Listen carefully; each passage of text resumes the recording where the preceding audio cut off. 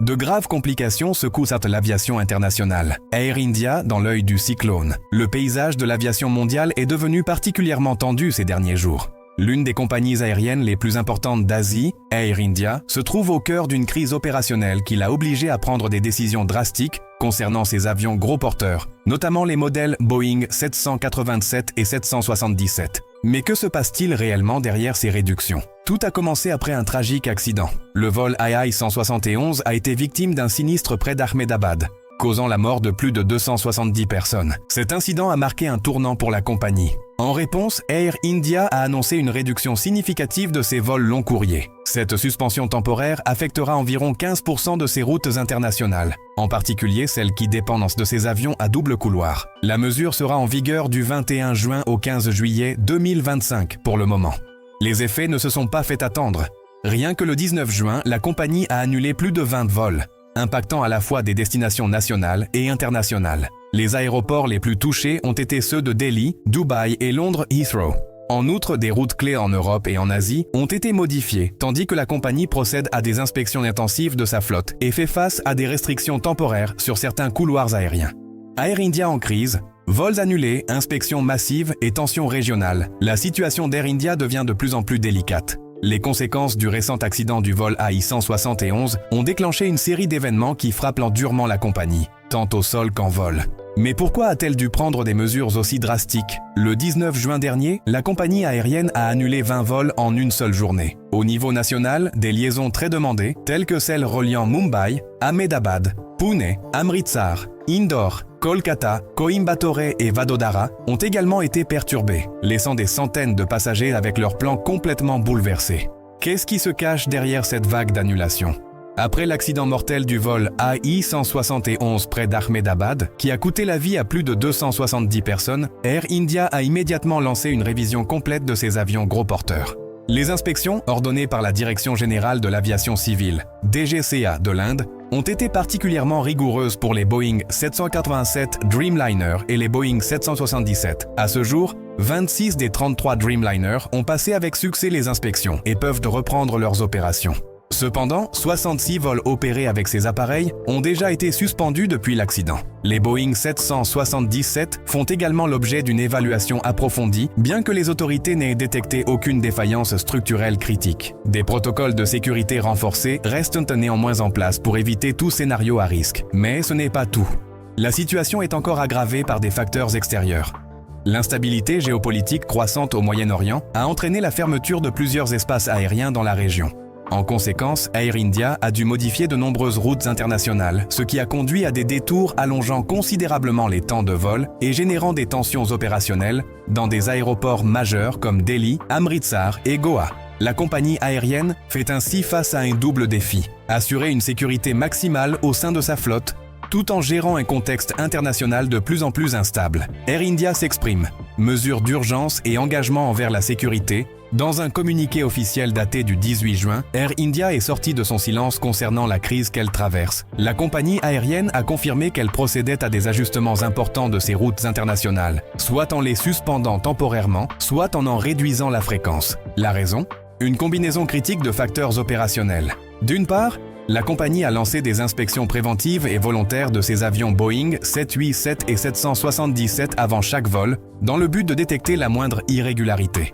D'autre part, les tensions persistantes au Moyen-Orient ont obligé à modifier plusieurs itinéraires, allongeant la durée des trajets en raison de déviations imposées pour éviter des zones d'espace aérien restreints.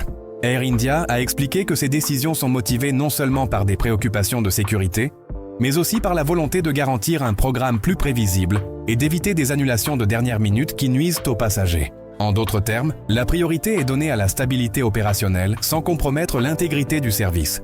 La compagnie a également présenté ses excuses publiques aux passagers affectés par ces changements.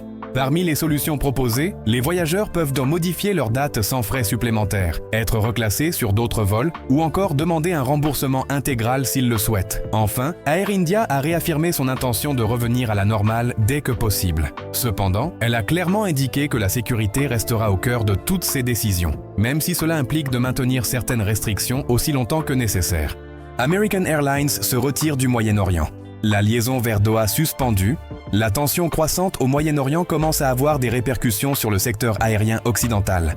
Dans une décision qui en a surpris plus d'un, American Airlines a confirmé la suspension pour une durée indéterminée de sa seule liaison directe avec le Qatar, à savoir la route entre les États-Unis et Doha. Cette liaison, opérée quotidiennement avec un Boeing 7879 Dreamliner, jouait un rôle clé, faciliter le transit des passagers vers le réseau mondial de Qatar Airways grâce à leur partenariat au sein de l'alliance One World. Depuis le 19 juin, cette connexion a été totalement supprimée. Pendant ce temps, Qatar Airways continue d'assurer sans interruption des vols entre Doha et plusieurs grandes villes américaines, telles que New York, Miami, Boston et Dallas. Qu'est-ce qui a motivé cette décision?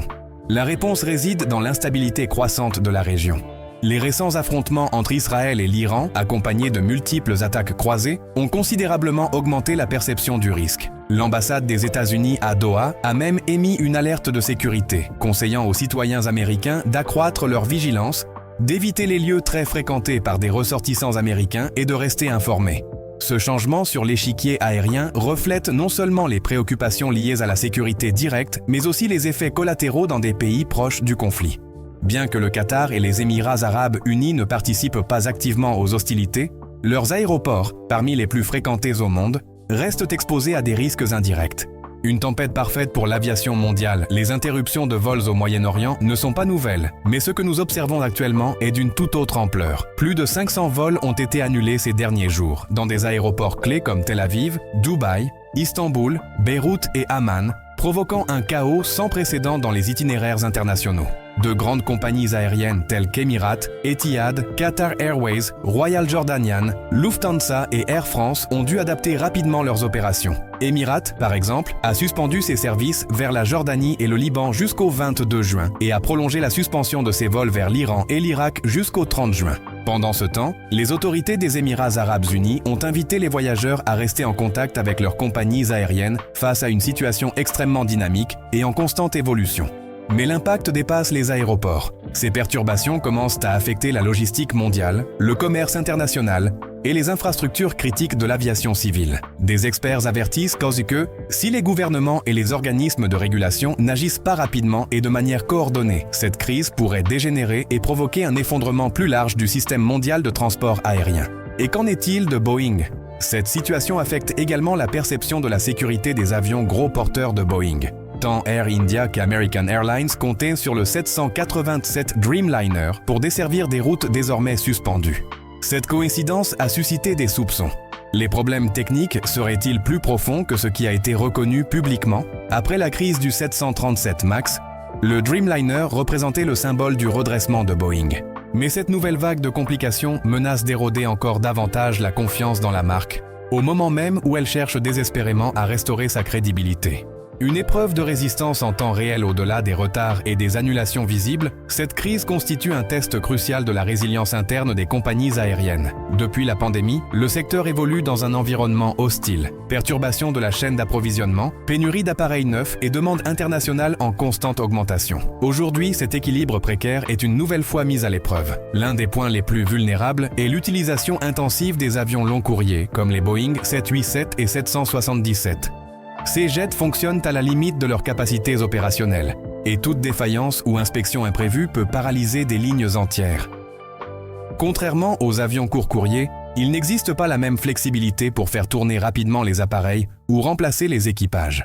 Ce qui s'est passé avec Air India, l'annulation de 15% de ses vols internationaux après un seul accident, révèle cette fragilité opérationnelle. Et le plus inquiétant, c'est que ce problème ne concerne pas qu'une seule compagnie aérienne. La pénurie mondiale d'avions de remplacement et les retards de livraison chez Boeing et Airbus laissent de nombreuses compagnies sans réelle marge de manœuvre pour faire face aux urgences. Un avertissement à ne pas ignorer, le message de fond est clair. Les compagnies aériennes mondiales doivent repenser sérieusement leur dépendance à certains modèles d'avions, leur exposition à des régions instables et leur capacité de réaction face à des crises simultanées. Il ne s'agit pas seulement d'avoir plus d'avions, mais de disposer de systèmes plus adaptables, diversification des flottes, réserves stratégiques, formation croisée des équipages et plans opérationnels prêts pour des scénarios complexes. Aujourd'hui, trop de routes stratégiques fonctionnent sur le fil du rasoir, avec une dépendance critique à quelques modèles d'appareils traversant des zones de plus en plus imprévisibles. L'aviation commerciale reçoit un nouvel avertissement sur sa vulnérabilité, non seulement technique, mais aussi géopolitique. L'incident du vol EI-171 et le chaos croissant au Moyen-Orient ne sont pas des événements isolés, mais bien les signes d'une nouvelle normalité plus instable. J'espère que vous avez apprécié la vidéo et appris quelque chose de nouveau. N'oubliez pas de liker, de vous abonner et d'activer la cloche pour ne rien manquer. À très bientôt!